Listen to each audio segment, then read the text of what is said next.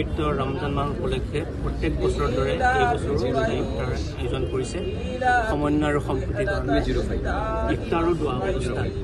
আৰু এই অনুষ্ঠানৰ মূল লক্ষ্য উদ্দেশ্য এইটোৱে যে যিহেতুকে আমি দিনটো উপবাসে থাকি থাকি মহান আল্লাহ পাকৰ সন্তুষ্ট কৰি নিজৰ মাজত থকা যিখিনি বা বেয়া কৰ্ম সদায় গুচাব চেষ্টা কৰোঁ আৰু ৰাজ্যখনৰ কাৰণে সদায় এই উপবাস থাকি এটা ভাল চিন্তা কৰোঁ কেনেকৈ উপবাস থাকি ৰাজ্যখনৰ ভাল হিত হ'ব তাৰ এটা চিন্তাধাৰা আমাৰ সদায় থাকে।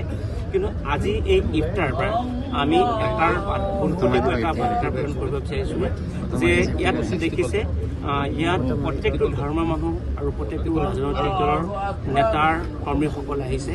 আমি এটা কথা স্পষ্ট কৰিব বিচাৰিছোঁ, আমাৰ ধৰ্ম যিটো ইছলাম পবিত্ৰ ইছলাম ধৰ্ম, কিন্তু এই কথা স্পষ্ট আজি এই ইফতাৰ ক্ৰিয়া ক'ব গ'লে ধৰ্মৰ পদ্ধতি আমাৰ পবিত্ৰ আমাৰ জাতিটো অসমীয়া জাতিটো এই অসমীয়া জাতিটোৱে অনাগতৰ দিনত কেনেকৈ আটোম টোকাৰি স্বাচ্ছন্দ্যপূৰ্ণভাৱে জীয়াই থাকিব পাৰিব তাৰ এটা আমি নেদেখাজনৰ ওচৰত আমি দোৱা প্ৰাৰ্থনা কৰিছোঁ।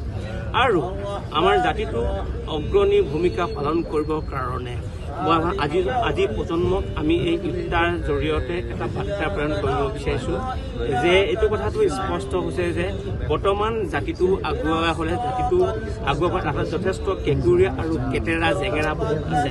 এইবোৰ আমি আঁতৰাবৰ কাৰণে সদায় এক হ'ব লাগিব। তাৰ চিন্তাধাৰাই আমি আজি এই ইফতাৰ, কিন্তু আমি লগে লগে এই কথাও আপোনালোকৰ জৰিয়তে ক'ব বিচাৰিছোঁ যিহেতুকে আমি এটা সংগঠন, ৰাইজে যি বাটে বোলে বাট সেই বাটেই চলি অহা এটা সংগঠন, সামাজিক এটা সংগঠন, সমাজমুখী এটা সংগঠন। এই সমাজমুখী সংগঠনটোৱে যিবোৰ কাম কাজ কৰে, কাম কাজত যদি ক'ৰবাত যদি কিবা কেৰুণ আছে আপোনালোকৰ জৰিয়তে আমি ৰাইজৰ পৰা পৰামৰ্শ বিচাৰিছোঁ, ৰাইজক এই কথাটো ক'ব বিচাৰিছোঁ আমি এইবোৰহে কাম কৰিছোঁ যিবোৰ কামলৈকে ৰাজ্যখনৰ প্ৰতিটো জাতি জনগোষ্ঠীৰ মানুহৰ প্ৰশান্তি লাভ কৰে, তেনেকুৱা ধৰণৰ কাম কাজ আমি কৰিব বিচাৰিছোঁ। এই কথাটো স্পষ্ট হ'লে পবিত্ৰ ৰমজান মাহৰ এই ইফতাৰৰ জৰিয়তে আমাৰ ৰাইজলৈ এটা বাৰ্তা থাকিব যে বৰ্তমান ৰাজ্যখনৰ ক'ৰবাত ক'ৰবাত আমাৰ সমন্বয় সম্প্ৰীতি ক'ৰবাত বিনষ্ট হ'ব লাগে, ক'ৰবাত ঘূনে খোৱা লাগে। এই কোনো কাৰণে কেতিয়াও যদি সমন্বয় সম্প্ৰীতি বিনষ্ট নহয়, ঘূনে নাখায়। এই ক্ষেত্ৰত আমাৰ উঠি অহাৰ প্ৰজন্মই বহু ডাঙৰ এটা তেওঁলোকৰ দায়িত্ব আছে। আৰু আমাৰ এই সমাজৰ যিবিলাক প্ৰগতিশীল চিন্তাধাৰাৰ ব্যক্তি আছে তেওঁলোকৰো ডাঙৰ এটা দায়িত্ব আছে। তেওঁলোকে তেওঁলোকৰ নিজৰ ক্ষেত্ৰত প্ৰতিবিলাক আছে, কিন্তু সকলোৱে নিজৰ ক্ষেত্ৰৰ পৰিহাৰ কৰি কিছু ক্ষেত্ৰত অসম নামৰ যিখন ৰাজ্যখনৰ মূল ছাতিটো আহিব লাগিব। তেতিয়াহে নিশ্চয় আপুনি আৰু মই ভাবাৰ অসমৰখন তেতিয়াহে বাস্তৱত পৰিণত হ'ব। ইয়াৰ চিন্তাধাৰাই এই পবিত্ৰ ৰমজানৰ আজি আমি ইফতাৰ কৰিলোঁ।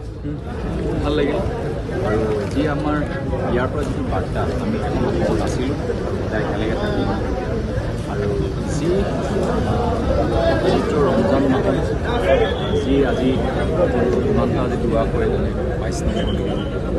22 নম্বৰ দোৱাত যাতে যিমানবিলাক আমাৰ